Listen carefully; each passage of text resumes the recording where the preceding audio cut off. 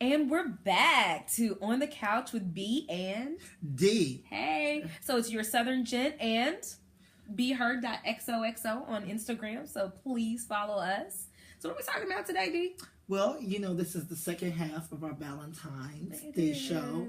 And so we talked about getting the dates. We talked about getting the date, so using technology to get the date, but not letting that be the last stop to show your interest. And then we talked about the rules of the date. The rules of the date. So being on time, being chivalrous, being thoughtful. Who should pay? Who should pay? So if you didn't check us out before, make sure you check that one out to get those deets. Because we gave you all the things you need to know to have a successful date. We even went a little extra long to help you out. Okay? We went a little deeper. Yeah, we sure did. So today is all about, so now you're past the date, right? So once you're past the date, you're feeling that person again, the energy is good, you like the person, you're finding out some good interesting things, you want to keep getting to know them. Now what? Now it's about consistency. Oh, the big C word. It's about consistency, communication, and consideration. You just made that up, right? What? Well, you know how to do it. So let's talk about the 3 C's. Okay. So it actually reminds me of some steps that I kind of remind myself of when really getting to know someone. So it's very interesting. So tell me what you think about it. Okay. So again, I find myself venturing more on the traditional side of, dating, those sorts of things as I've grown older, right? Yes. So I look at, a guy who's, number one, who's interested in pursuing me. So pursuit is something that's really important. And then after that, courting, doing the real dating. And if this is looking good, then being very exclusive and then making this a monogamous relationship. So what do you think about all those steps? It's a whole lot of damn steps. I mean, but then you got engagement period and marriage. I feel like that's a man. We don't want to go through all that process. You know what I'm saying? That makes sense. Let me be honest with you. Oh, man. I'm a process person, actually. Okay. But dating men and being a man and talking to my homeboys who date women and all that good stuff. Sure. All that time limits and rules of engagement, and we gotta court you and wine and dine you, and then after that we gotta meet your family. And wait, so time out. Am I not worth it?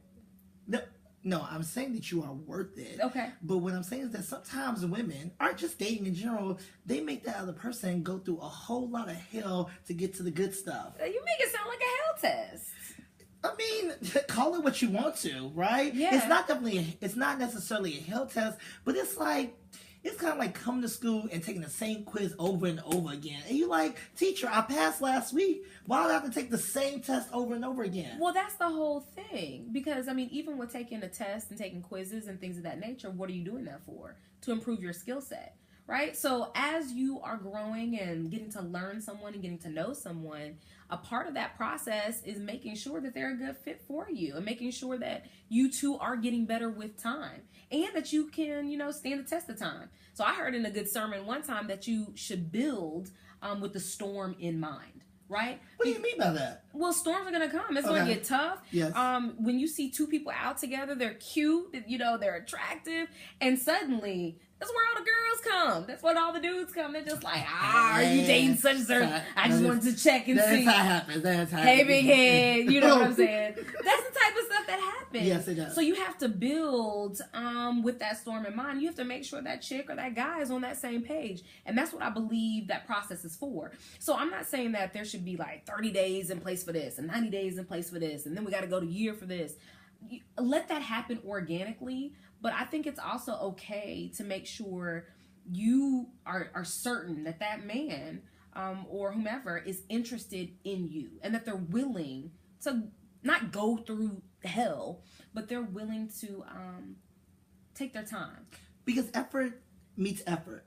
I like effort that. meets effort. So Yeah. when you have someone in your life who is doing and showing you the things they need to do that they want to be in your life, you should come to that same thing. So guys, if you are going through the hell test, it really shouldn't be hell because that woman should be reciprocating the good things. So if you're taking her to dinner every week, she should call you and say, babe, I cooked you dinner. Come over. I got you a nice dinner, hot and ready. She might not take you, but maybe she'll cook you dinner. And the same thing for anyone, not just, like I said, not just for man and man relationships, homosexual relationships. Someone should say, reciprocate the good things that you're doing for them. Yeah, and let's be clear, that reciprocation, so when we're talking about new age dating versus, traditional or, these steps to take, it's always not, excuse my language, but it's not to always feed me, fuck me, leave me alone. It shouldn't be that mentality. That should not necessarily be the reciprocation. Like, I'm taking you out on dates, so you should, exchange your body in exchange for, the things that I'm doing. Yeah. I'm showing you this. I'm taking you here. I'm doing this for you. So now, what you're doing for me. Yep. You know what I'm saying? So those are things that you have to keep in mind. I think it's important to remember what your value is too. Yep. Like, what are you bringing to the table? Exactly. And that could be a whole nother show. That will be another show. Let me just say this about bringing to the table is that what I tell people is that it's not about the financial things that you bring to the table.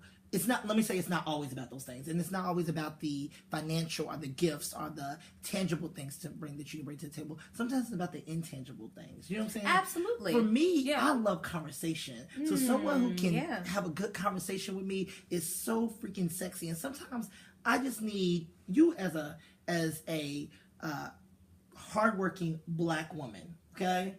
Right? I am. Go black.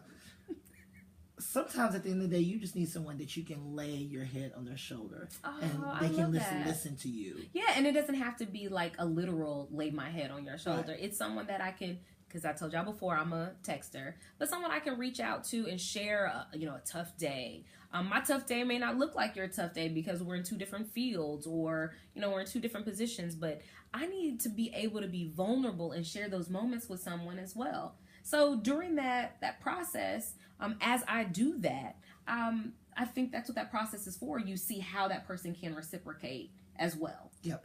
And I would say the biggest thing I would say to take away is communicate during all those processes. For me, I'm a communicator, and I'm a big person who, and probably a couple of my relationships have not been successful because of the fact I'm very big on, like, I want to go through that period. I want to go through that period. I like to be like, let's date, then let's be exclusive, then let's, so I really like to go through that long-term dating. I remember one time you, adult told us date through the seasons, right? That's a good one. Yes, but what I am learning in life, determine what your season looks like for you. So some people's seasons is a full year. Some people's seasons is 3 months. Some people's seasons, you find someone you fall head over heels for, and you understand and you feel you have faith that you really love them and you really like them. And I say, go ahead. I'm sorry. I say, jump into it, but communicate what's important between the two of you and what that timeline, not literal timeline, but what that timeline looks like for you all. I understand what you're saying, and it definitely makes sense, but I think something about that literal year is important.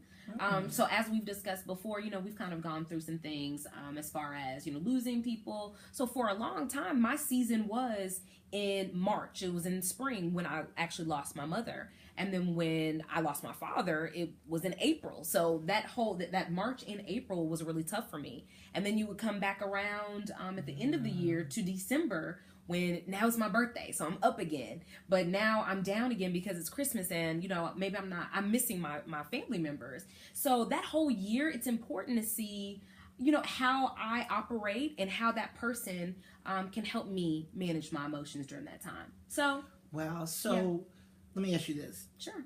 Does that year, first things for sharing that. No problem. But does that year mean that we're just dating and we're exclusive? Or can that year mean that we have said we're going to be boyfriend